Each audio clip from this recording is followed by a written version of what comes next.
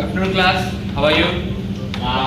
Are you prepared with your case study answers? Yes. Okay, if you are prepared, then shall we invite the student who did question number 1 for our case study to come forward and present his answer? Yes. So, in the first question, to discuss the subtitle China, Hong Kong, the business symbiosis, and whether agree with the statement or not. I agree with the metaphor that China, Hong Kong, the business symbiosis. So what is business symbiosis? Business symbiosis is based on direct collaboration between company and customer, or between companies creating value together for customer to either country or company. The driving force for the symbiosis is to find the ultimate value, proposition, and creating collaboration in order to achieve it. Most often, the ultimate values is a blind spot for companies in certain business sector just because it is impossible to reach solo. So, in this case study, China and Hong Kong has operated as a business symbiosis back in year 1997. Whenever China was out of export quota for products such as textiles and clothing. Meanwhile, Hong Kong traders will always re-export the Chinese goods by using Hong Kong export quota entitlement. At the same time, Hong Kong has been for many years the leading foreign direct investor in China, contributing directly to China's economic growth and modernization. In recent years, many Hong Kong-based companies shifted their manufacturing facilities to China, and the tandem of the two economies has become the region's top business hub. The question 2 in this case study, which is discuss the main determinant of FDI in China compared to Hong Kong. The main determinant of FDI in China is in the labor-intensive industry. Because China has the highest population in the world, subsequently, the labor cost of China is lower compared to the other country. During the 1990s, the most of export growth can be attributed to non-Japanese Asian source FDI that flow into labor-intensive export processing activities. The main determinant have switched to R&D activities in 1990s due to the China government started to place more emphasis to technology-intensive investment. This can be proven with over 100 R&D centers in China being established by transnational. Except the government emphasized on technology-intensive, the ability of extensive hard and soft R&D activities in China is one of the pull factors for foreign companies to invest in China, like well-educated and hardworking researchers at lower cost, which can lower the cost of R&D activities of the company. On the other hand, advantageous geographic location, sound infrastructure, and a low tax regime is the three main determinants of FDI in Hong Kong. Hong Kong played the role of connecting between Western countries and Asian countries because of Hong Kong's strategic location. Like if US export their product to China, they have to pass through Hong Kong. This count as export from Hong Kong or re-export, which Hong Kong can make up their price or shipping and insurance costs or minor additional such as packaging, which contribute to Hong Kong FDI. Except that Hong Kong offers a low tax regime to overseas investors or foreign-owned firms which attract potential investors in other countries. Hong Kong is also known for easy custom procedure. Duty is paid on some specific product. This encourages import, export, and storage business from other countries. In addition, Hong Kong also has trusted rules of laws, transparent regulatory structure, and free flow of funds, and also efficient transport and professional service infrastructure, which also attract lots of the foreigners to invest in Hong Kong. In a nutshell, main determinant of FDI in China is on labor-intensive industry and R&D activities, while the main determinant of FDI in Hong Kong is Hong Kong advantageous geographical location, sound infrastructure, and also low tax regime. My question is according to UNCTAD, the numbers of regional headquarters of the foreign affairs in Hong Kong has dropped for 903 in 1997 to 880 in 1998 to raise again to 1955 in 2000. How I explain this change?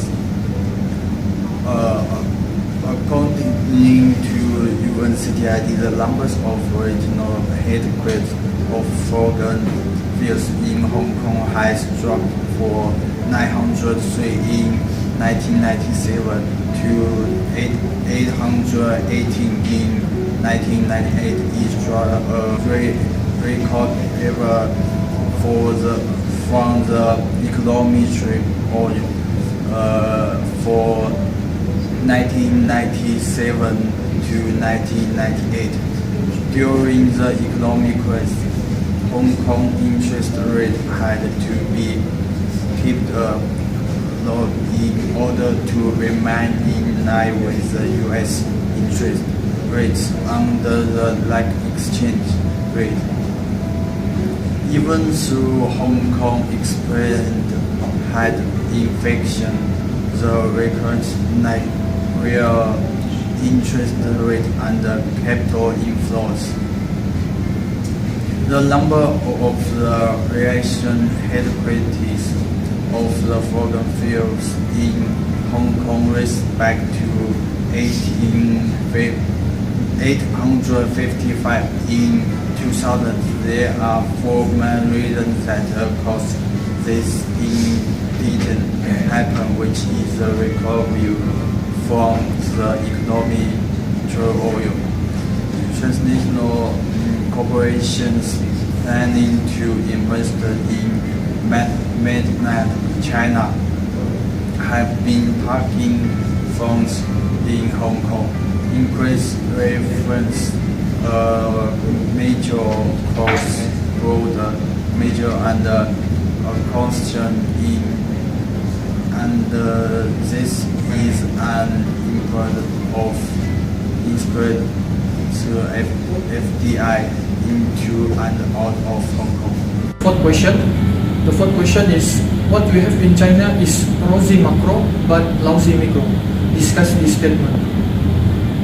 We think that China is having a rosy macro but lousy micro.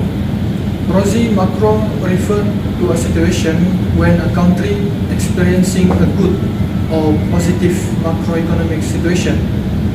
Macroeconomic studies the whole economics and it include a few factors such as level of employment or unemployment, GNP, gross national product, balance of payment position, and prices, whether it deflated or inflated.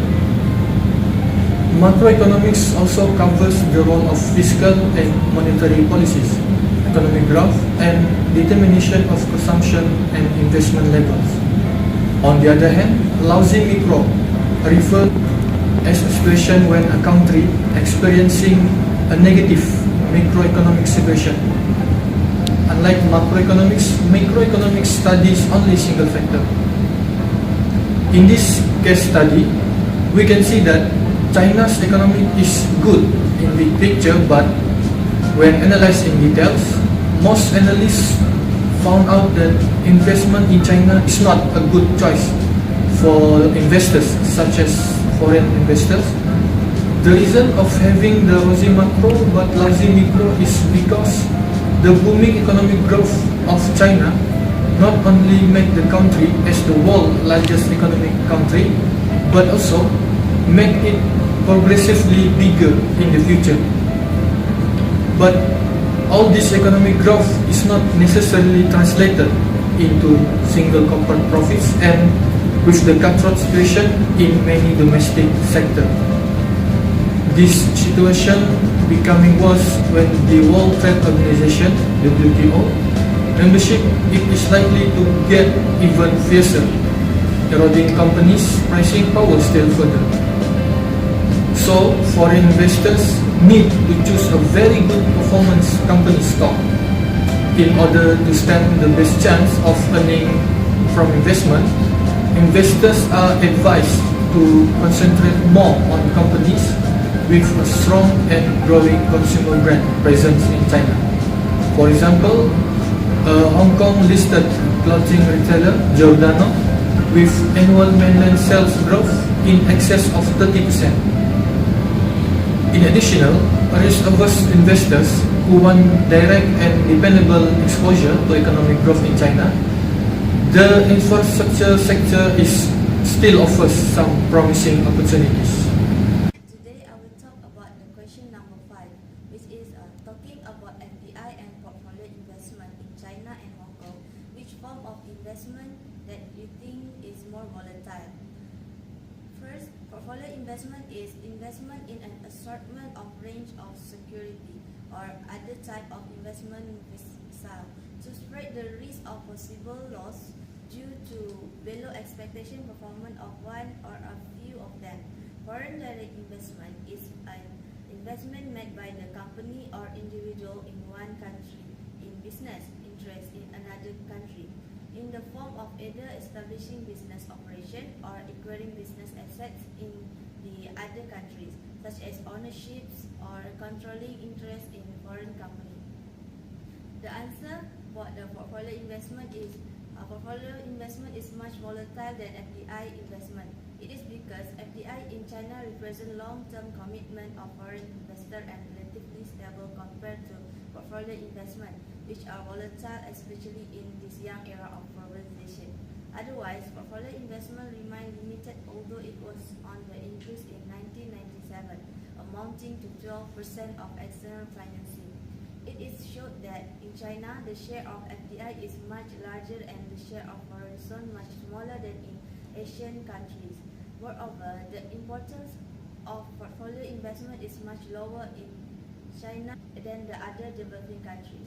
The volatility of China's stock market that proved it gives more influence on portfolio investment because the liquidity of the stock market and the bond market is one of the very sensitive factors affecting portfolio investment.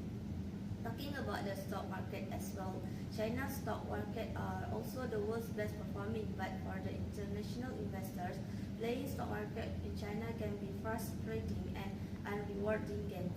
At the end of April 2001, China's B market sharply increased, appreciably by 262%. Nevertheless, the return earned by ordinary investors did not even come close to that level. The evolution of portfolio investment in China in 1998 highlights the instability of this type of capital inflow that rapidly to change in the perceived risk. Portfolio investment in China were negative in 1998 because of the Asian financial crisis. In the year ahead, China's stock market is in for many more bad days, and there is cause of caution but not cause of panic. The biggest takeaway for US investors is that China is one of many issues that will likely create more volatility for equity investors in 2016. Hence, US investors will need to learn to become accustomed to China's volatile market. Thank you to our friends who present their answers just now. Okay, basically, China and Hong Kong is a good place to invest, but then there are some differences which distinguish between their choices. First of all, China and Hong Kong is two major locations where most of the international trade occurs. One of the difference that can be seen is that in terms of the political or government administration style, where China is a communism-based government, whereas Hong Kong is based on limited democracy. Practically, China sees Hong Kong as another country, but a lot of people think that China and Hong Kong is the same country. but in certain circumstances, especially international trade, China sees Hong Kong as another country. Although these two countries seem to be one of the best places to invest through some consideration, investing in Hong Kong would be the best choice. This is because Hong Kong is amplifying free trade policy, which means there will be no barriers of trade applied in this region. This means Hong Kong endorses a free, open and stable multilateral trading system. This can be one of the considerations that can be made before investing in this place, as the rules and regulations for this investment will not be complex. Furthermore, foreign direct investment, or generally known as FDI, Hong Kong is quite booming compared to China. This can be proved when this place has been categorized or processed as a much desired standing in the world FDI due to their strategic geographical region, developed infrastructures and low tax system. Thus, the most favorable or sounding investment in this place is FDI with stable investment climate. Next, the action taken by the Chinese government, which literally we mean by China. Next, the action taken by the Chinese government, which refers to China, to pull out the special incentive for the foreign investor leads to the dissatisfaction and unfairness among the foreign investors means that investing in China will be quite tough and the support from their government will be less. Without the support from the government, it will be quite hard for the investors to penetrate into their country. So in conclusion, investing in Hong Kong will be good choice as the restriction of investment in this place is not complex. The best type of investment would be foreign direct investment or FDI, as these regions hold increased transit FDI inflow and outflow. The foreign investor will also gain the special incentive provided in this region.